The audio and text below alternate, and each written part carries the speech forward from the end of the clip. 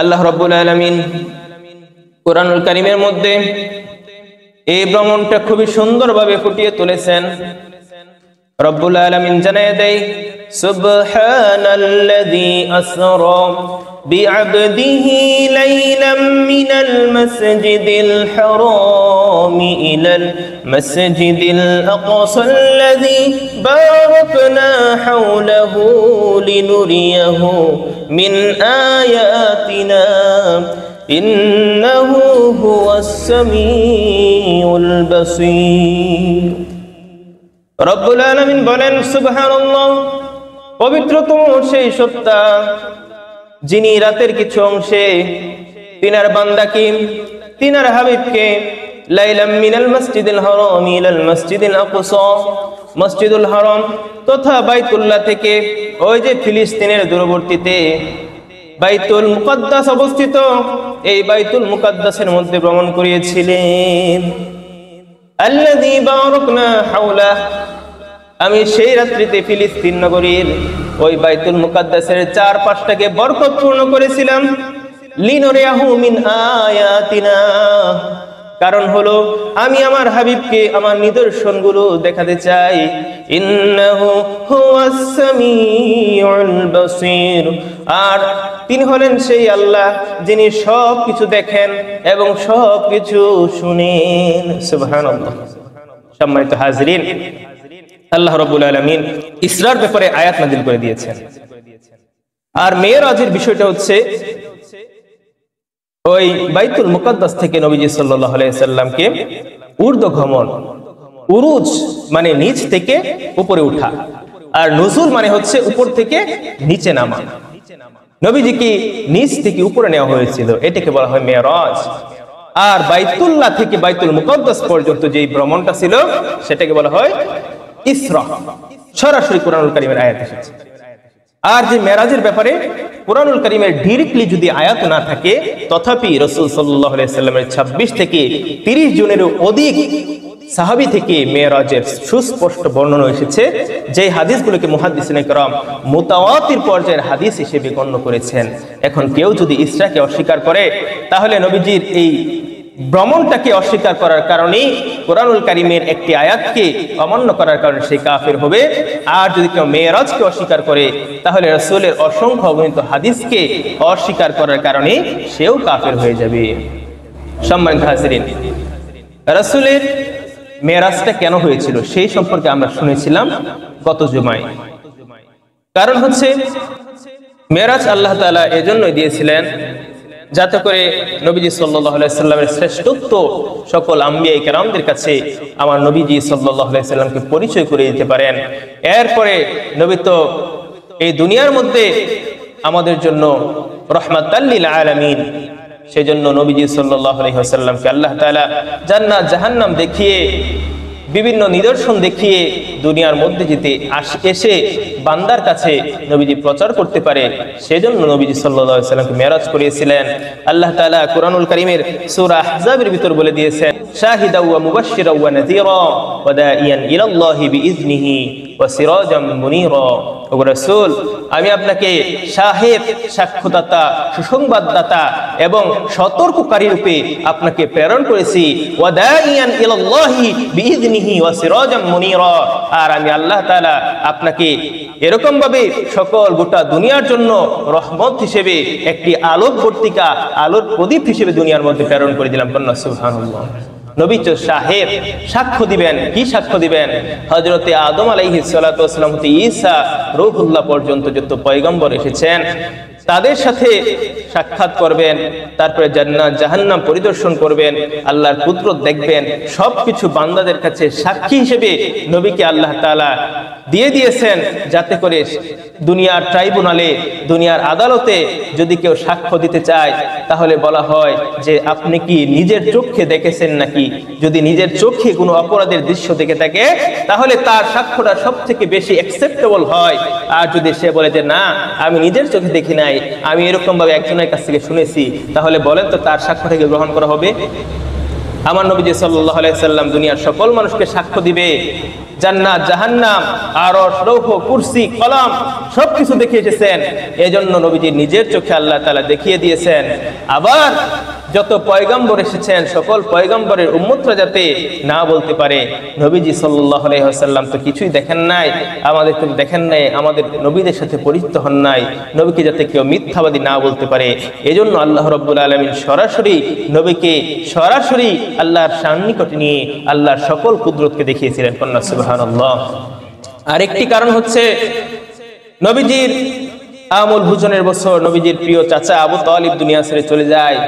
তারপরে তার প্রিয় স্ত্রী হযরত খাদিজাতুল কুবরা রাদিয়াল্লাহু তাআলা আনহা নবী যখন কাফের বেঈমানদের অত্যাচারে অতিষ্ঠ হয়ে ঘরের মধ্যে ফিরে আসতেন, আম্মা জান খাদিজাতুল কুবরা রাদিয়াল্লাহু তাআলা আনহা নবীর চেহারা মোবারক থেকে ধুলি কণাগুলো নিজের আঁচল দ্বারা পরিষ্কার করে দিতেন, নবীকে খুবই সান্ত্বনা দিতেন।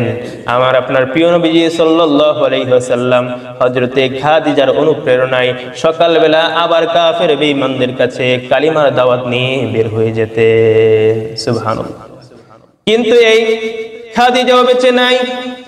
যে আবু তালিব নিজের জীবনের থেকে নবীকে ভালোবাসতো, এই আবু তালিব নাই, নবী একাকিত্ব হয়ে গেলেন।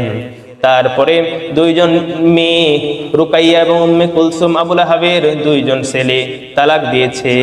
আমার নবীজি সাল্লাল্লাহু আলাইহি ওয়াসাল্লামের ঘরের মধ্যে দুইজন মেয়ে অবস্থান করতেছে। প্রিয় নবীজির দুঃখ বেড়ে গেল। নবীজি চিন্তা করলেন কাফের বেঈমানদের অত্যাচার অতিষ্ঠ হয়ে যায়, আমি তো মক্কাবাসীর জন্য শুধু নবী নই, রব্বুল আলামিন তো আমাকে গোটা দুনিয়ার জন্য নবী বানিয়েছেন। আমি তায়েফের ময়দানে আমার আল্লাহর কালামগুলো পৌঁছে দেই।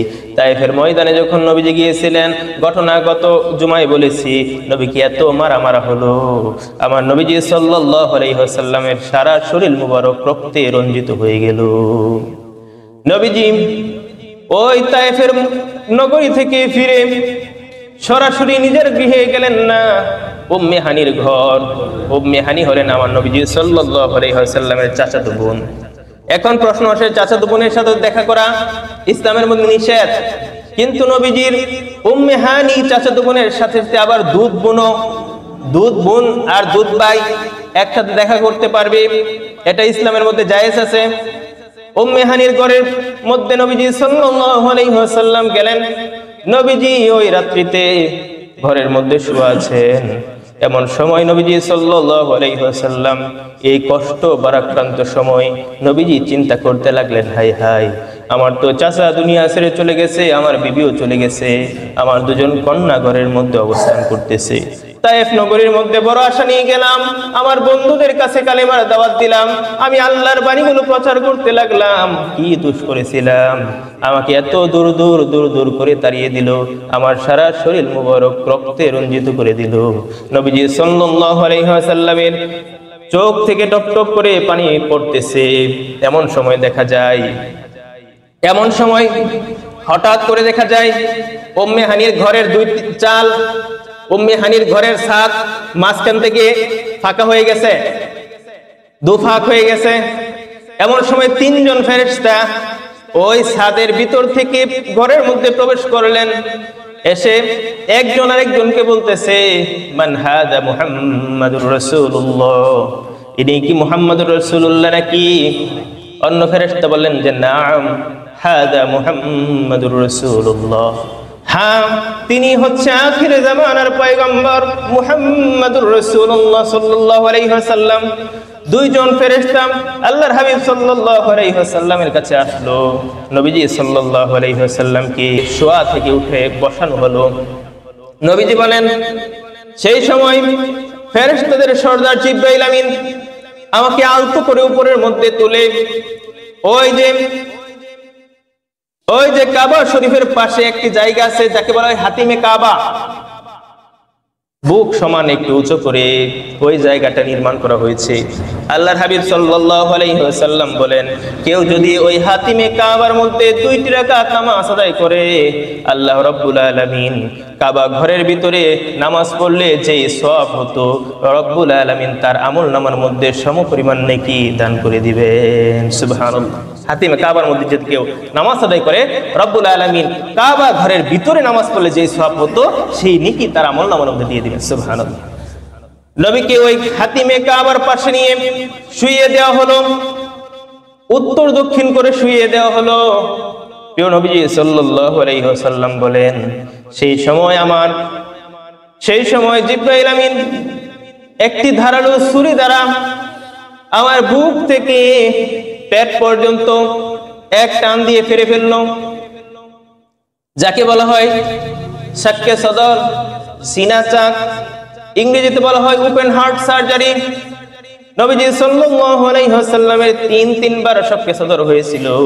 প্রিয় নবীজি সাল্লাল্লাহু আলাইহি ওয়াসাল্লাম বলেন, আমি যখন হালিমার ঘরে খেলাধুলা করতাম আর ছোট ভাইদের সঙ্গে অবস্থান করতেছিলাম, সেই সময় এই তিনজন ফেরেশতা এসেছিল, আমাকে শুইয়ে দিয়ে শাক্কে সদর, বুক থেকে পেট পর্যন্ত ফেরে ভেতর থেকে অল্প এবং নারী ভুঁড়িগুলো বের করে জমজমের পানি দ্বারা দৌত করে আবার স্ব স্থানের মধ্যে রেখে দেওয়া হলো। এটাকে বলা হয় ওপেন হার্ট সার্জারি।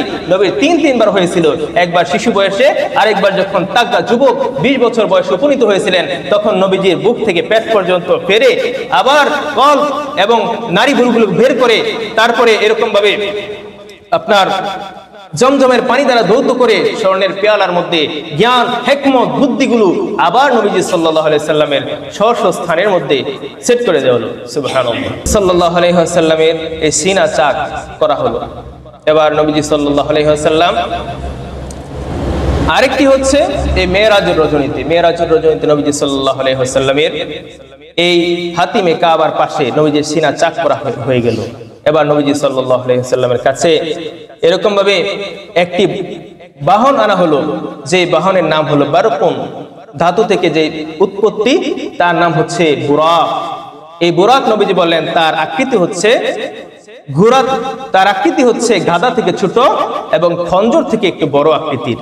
এই গাধার পিঠনে আরোহণ করার সময় এমন সময় গাধাটা একটু নাড়াচাড়া করতেছিল, এমন সময় বলেছিল, ও বুরাক, তুমি কার জন্য নাড়াচাড়া করতেছো? তিনি হলেন আখিরে জামানার পয়গম্বর মুহাম্মদুর রাসূলুল্লাহ সাল্লাল্লাহু আলাইহি ওয়াসাল্লাম, তার জন্য তুমি শান্ত হয়ে যাও। সাথে সাথে বুরাক শান্ত হয়ে গেছিল। নবীজি সাল্লাল্লাহু আলাইহি ওয়াসাল্লামকে ওই বুরাকের পিঠে আরোহণ করিয়ে বাইতুল মুকাদ্দাসের মধ্যে ভ্রমণ করানো হলো। এই বুরাকের গতি সম্পর্কে নবীজি বলেন, এই বুরাকের একটি পা এতদূর পর্যন্ত যায়, দৃষ্টি যতদূর পর্যন্ত যায়, বুরাক এক লাফে তত দূর পর্যন্ত চলে যায়। সুবহানাল্লাহ। অল্প কিছুক্ষণের মধ্যেই আমরা এই বাইতুল মুকাদ্দাসের মধ্যে এসে পৌঁছে গেলাম। তারপরে নবীজি সাল্লাল্লাহু আলাইহি ওয়াসাল্লাম এই সফরের মধ্যে আরো অনেক ঘটনা ঘটে গিয়েছিল। নবীজি সাল্লাল্লাহু আলাইহি ওয়াসাল্লামকে যখন এই বুরাকের মধ্যে করে বাইতুল মুকাদ্দাসের মধ্যে নিয়ে যাওয়া হচ্ছিল, এমন সময় প্রতিমধ্যে একজন বৃদ্ধ মহিলা নবীকে বলতেছে, ইয়া মুহাম্মদ, ইয়া মুহাম্মদ, ইয়া মুহাম্মদ বলে। তখন জিবরাইল আমিন আলাইহিস সালাতু ওয়াস সালাম বলেছিলেন, ইয়া রাসূলুল্লাহ, আপনি তার কথায় কর্ণপাত করবেন না, আপনি ছুটে চলুন সামনের দিকে যেতে লাগলেন। আরেকটু কিছু দূর যাওয়ার পর আরেকজন বৃদ্ধ একটি মানুষ, আগের জন ছিল বৃদ্ধ মহিলা, পরের জন হচ্ছেন বৃদ্ধ পুরুষ বলতেছে, ইয়া মুহাম্মদ, ইয়া মুহাম্মদ বলে বলে ডাকে। জিবরাইল আমিন আলাইহিস সালাতু ওয়াস সালাম বলে, ইয়া রাসূলুল্লাহ, ইয়া হাবিবাল্লাহ, তার কথায় আপনি কর্ণপাত করবেন না, আপনি ছুটে চলুন আপনার গন্তব্যের দিকে। যখন ছুটে চললেন, কিছু দূর যাওয়ার পর আবার দেখতে পেলেন সাদা জুহবা পরিহিত দুইজন মানুষ আমার নবীজি সাল্লাল্লাহু আলাইহি সাল্লামকে সালাম দিলেন, আসসালামু আলাইকা ইয়া মুহাম্মাদুর রাসূলুল্লাহ সাল্লাল্লাহু আলাইহি ওয়াসাল্লাম বলে সালাম দিলেন। এবার জিবরাইল আমিন আলাইহিস সালাতু ওয়াস সালাম বলেন, ইয়া রাসূলুল্লাহ, ইয়া হাবিবাল্লাহ, তাদের সালামের জবাব দেন, তাদের সাথে মুলাকাত করুন, তাদের সাথে আপনি একটু তাদের সান্নিকটে একটু তাদের জন্য একটু বরকতের দোয়া করুন। তখন জিবরাইল আমিন আলাইহিস সালাতু ওয়াস সালামকে বলেছিলেন, ও জিবরাইল, আগের দুজন তো আমাকে ডেকেছিল, তাদের কথায় তুমি কর্ণপাত করতে নিষেধ করলা, এখন যে এই দুইজন ডেকেছে তাদের কথায় সালামের জবাব দিতে বললা, তাদের জন্য দোয়া করতে বললা, তাদের সাথে মুসাফা মুআনাকা করতে বললা, কেন বললা? তখন বলেছিল, ইয়া রাসূলুল্লাহ, ইয়া হাবিবাল্লাহ, আগের যে একজন বৃদ্ধা মহিলা আপনাকে ডেকেছিল, এই বৃদ্ধা মহিলা অন্য কেউ নয়, এটি আপনার উম্মতদের জন্য এমন একটি উপমা। সেটি হচ্ছে এই বৃদ্ধ মহিলাটা অনেক বছর হয়ে গিয়েছে, এই দুনিয়ার বয়সটা তো অনেক বছর হয়ে গিয়েছে। এই বৃদ্ধ মহিলাটা অন্য কেউ নয়, এই বৃদ্ধ মহিলাটাই হলো মূলত এই দুনিয়া। তার অনেক বছর হয়ে যাওয়ার কারণে এই বৃদ্ধা হয়ে গিয়েছে। সে আপনাকে ডেকেছে, কারণ হচ্ছে আপনি জানতে সে ভালো করে জানতো এই রাস্তা দিয়ে আপনি আল্লাহর সান্নিকটে যাবেন, এই মেরাজ করবেন, সেজন্য সে আপনাকে ডেকেছিল। আপনি যদি তার কর্ণপাত করতেন, আপনার উম্মতের যদি এই দুনিয়ার পিছনে কর্ণপাত করে, তাহলে শেষ দুনিয়ার আসল লক্ষ্যটাকে ভুলে গিয়ে জান্নাতের পরিবর্তে এই দুনিয়ার মধ্যেই দুনিয়ার সম্পদে হাবুডু উঠিয়ে যাবে। অতএব সে সবকিছু হারিয়ে আল্লাহ রাব্বুল আলামিনের দেখানো পথ থেকে সে বিচ্যুত হয়ে যাবে। ওগো রাসূল, এটি হচ্ছে দুনিয়া নামক এই বস্তু, এই বস্তুর ধোঁকায় পড়া যাবে না। এই বস্তুর ধোঁকায় না পড়ে আমি বলেছিলাম আপনি সামনের দিকে অগ্রসর হন। কিছু দূর যখন আসলেন, তখন দেখতে পেলেন একজন বৃদ্ধা পুরুষ। এই বৃদ্ধা পুরুষ অন্য কেউ নাই গো রাসূল, এই বৃদ্ধ পুরুষটাই হচ্ছে মিস্টার ইবলিস। ইবলিস আপনাকে আল্লাহর সান্নিকটে যাওয়ার জন্য বাধা দিয়েছিল। আপনি যদি ইবলিসের এই প্ররোচনায় তার জন্য দাঁড়াতেন, আপনার উম্মতদের জন্য সুন্দর একটি উপমা হচ্ছে ইবলিসের ধোঁকায় পড়া যাবে না। ইবলিস বনু আদমকে অনেকভাবে ধোঁকা দেওয়ার জন্য ডাকবে, বিভিন্নভাবে সুন্দরভাবে ডাকবে, কিন্তু ইবলিসের ধোঁকায় যে পড়ে যাবে ওগো রাসূল, সে আল্লাহর যে আসল সিরাতুল মুস্তাকিম, এই সিরাতুল মুস্তাকিম থেকে সে বিচ্যুত হয়ে যাবে। আর যে দুজন সাদা জুব্বা পরিহিত অবস্থায় আপনাকে ডেকেছেন, এনারা হলেন হযরতে ইব্রাহিম আলাইহিস সালাতু ওয়াস সালাম এবং হযরতে ইসমাঈল আলাইহিস সালাতু ওয়াস সালাম। তিনারা আপনাকে স্বাগতম জানানোর জন্য আপনাকে আহলান সাহলান মারহাবান জানানোর জন্য আপনাকে এজন্যই তারা সালাম দিয়েছিলেন। ওগো রাসূল সাল্লাল্লাহু আলাইহি ওয়াসাল্লাম, আপনি আপনার গন্তব্যের দিকে অচিরেই চলে যান। রাসূল সাল্লাল্লাহু আলাইহি ওয়াসাল্লাম ওই বুরাকের মাধ্যমে বাইতুল মুকাদ্দাস থেকে এই মসজিদুল আকসা পর্যন্ত এসে উপস্থিত হয়ে গেলেন। ওই জায়গায় লক্ষাধিক পয়গম্বররা ছিল মুসল্লি, আমার নবীজি সাল্লাল্লাহু আলাইহি ওয়াসাল্লাম ছিলেন ইমাম।